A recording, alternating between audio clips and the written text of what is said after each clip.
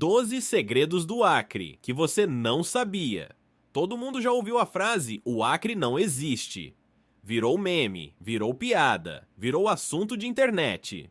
Mas o que quase ninguém sabe é que por trás dessa brincadeira existe um estado com uma história tão absurda, tão cheia de sangue, coragem e segredos que parece roteiro de filme. Fique até o final porque o que você vai descobrir sobre o Acre vai te fazer nunca mais duvidar da existência desse lugar.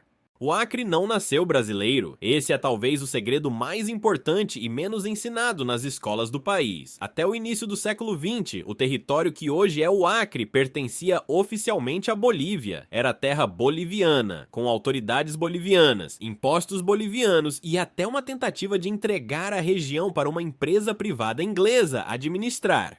Quando os seringueiros que moravam ali, em sua maioria nordestinos que tinham fugido da seca, descobriram que seriam governados por estrangeiros, decidiram fazer algo que pouquíssimas populações civis no mundo já fizeram, declararam independência por conta própria. Em 1899, um grupo de seringueiros liderado por Luiz Galvez proclamou o Estado Independente do Acre, um país que durou poucos meses, mas que mudou o destino de toda uma região.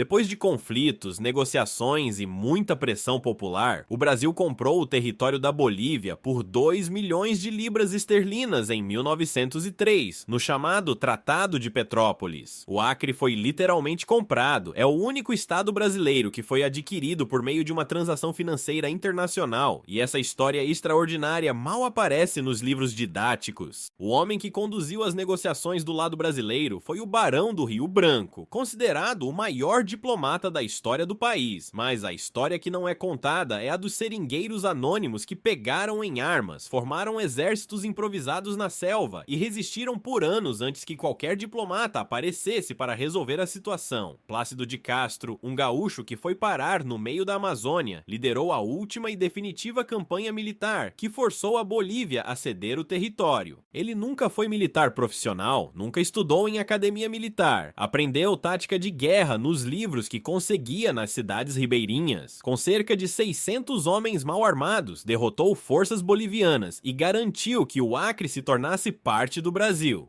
Plácido de Castro é um herói nacional que a maioria dos brasileiros jamais ouviu falar.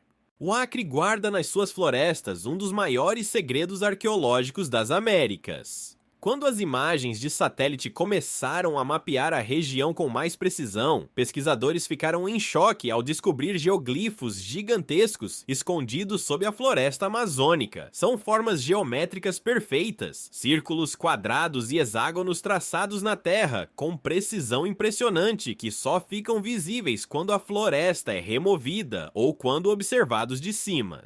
Existem mais de 500 desses geoglifos identificados no Acre, alguns com mais de 300 metros de diâmetro. Ninguém sabe ao certo quem os construiu, quando foram feitos ou para que serviam. Eles provam que antes da chegada dos europeus, civilizações altamente organizadas e numerosas viviam na Amazônia e dominavam técnicas de engenharia e planejamento territorial que não condizem com a imagem de povos primitivos que o senso comum costuma ter sobre os habitantes originais da floresta.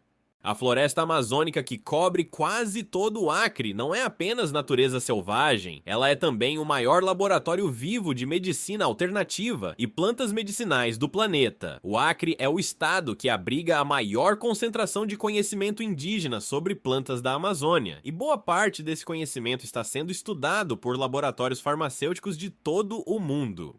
Uma das descobertas mais impactantes veio de uma planta usada há séculos pelos povos indígenas acreanos em rituais religiosos. O cipó ayahuasca, consumido em cerimônias espirituais por dezenas de etnias da região, está sendo estudado por universidades nos Estados Unidos, na Europa e no Brasil como um possível tratamento para depressão severa, transtorno de estresse pós-traumático e dependência química.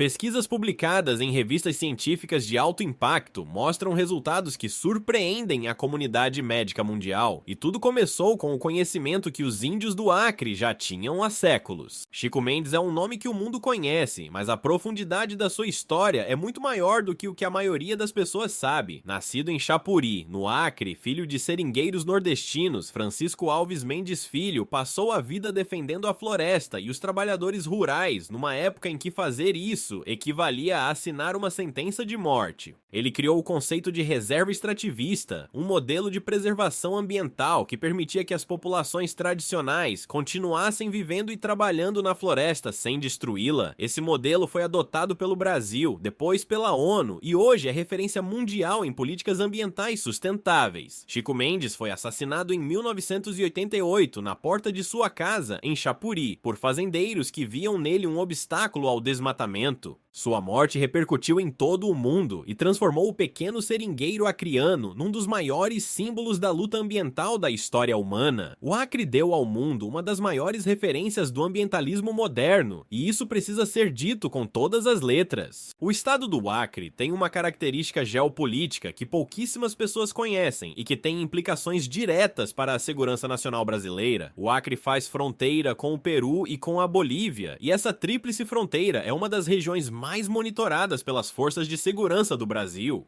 A cidade de Assis Brasil, com menos de 7.000 habitantes, é o ponto onde os três países se encontram e por ali passa um fluxo intenso de pessoas, mercadorias e, infelizmente, também de substâncias ilegais vindas dos países andinos. A rodovia que liga o Acre ao Peru, a BR-317, conhecida como Estrada do Pacífico, transformou a região numa rota estratégica de comércio entre o Brasil e os países da costa oeste da América do Sul.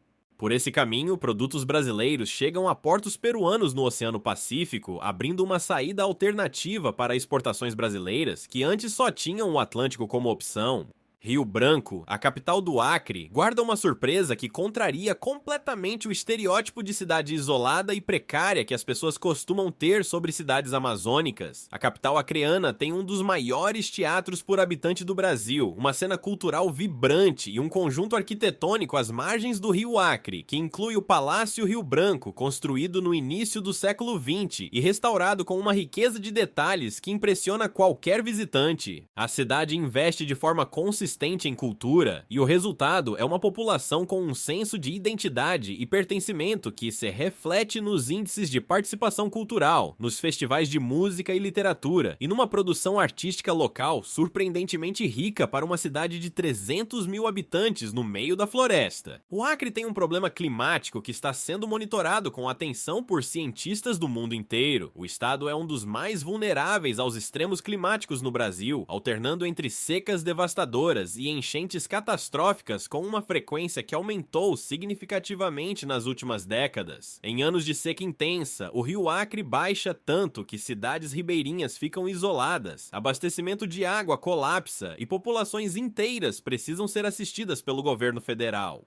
Em anos de cheia, o mesmo rio invade bairros inteiros de Rio Branco, destrói casas e força remoções em massa. Esse ciclo de extremos não é coincidência, é consequência direta do desmatamento que acontece tanto dentro do Acre quanto nos estados e países vizinhos, alterando o regime de chuvas de toda a bacia amazônica ocidental. O Acre está pagando um preço alto por destruições que muitas vezes nem foram cometidas dentro de suas fronteiras. Poucos sabem que o Acre tem a maior proporção de território protegido entre todos os estados brasileiros. Mais de 50% da área total do estado está coberta por alguma forma de proteção ambiental, entre terras indígenas, reservas extrativistas, unidades de conservação federais e estaduais. Isso significa que mais da metade do Acre está legalmente impedida de ser desmatada ou ocupada de forma predatória.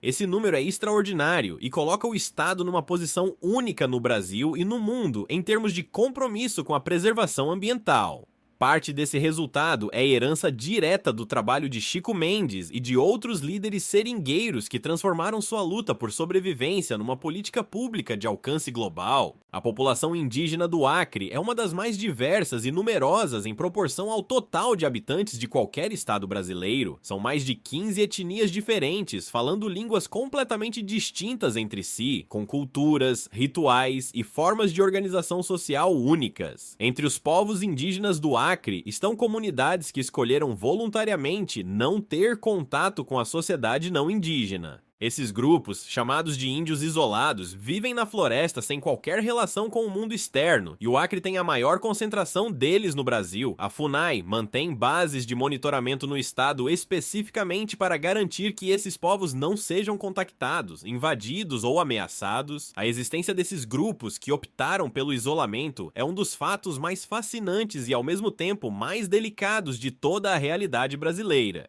O Acre produziu um dos governantes mais estudados no mundo quando o assunto é gestão pública em contextos adversos. Jorge Viana, que governou o estado entre 1999 e 2006, transformou o Acre numa referência nacional de políticas públicas inovadoras. Num estado pobre, isolado, sem infraestrutura e historicamente esquecido pelo governo federal, Viana implementou programas de saúde, educação e preservação ambiental que foram premiados internacionalmente e copiados por outros estados e países. O programa Florestania, que combinava preservação ambiental com desenvolvimento social, foi reconhecido pela ONU como modelo de gestão sustentável em regiões de floresta tropical. Que um dos estados mais pobres e isolados do Brasil tenha gerado um modelo de governança admirado em Genebra e em Nova York é um fato que diz muito sobre a capacidade e a resiliência do povo acreano. E o último segredo do Acre é talvez o mais poético de todos. O nome Acre vem de uma palavra indígena, Akiri, que na língua dos povos originários da região significa Rio dos Lagartos Verdes. Um estado que virou meme, que foi comprado por dinheiro, que criou heróis esquecidos, que esconde civilizações sob a floresta, que abriga povos que escolheram não existir para o mundo moderno, tem um nome que em sua origem mais profunda fala de lagartos e de um rio que corre há milênios antes de qualquer fronteira, qualquer bandeira ou qualquer piada de internet. O Acre existe, sempre existiu, e agora você sabe por que ele merece muito mais do que o descaso com que o Brasil sempre o tratou.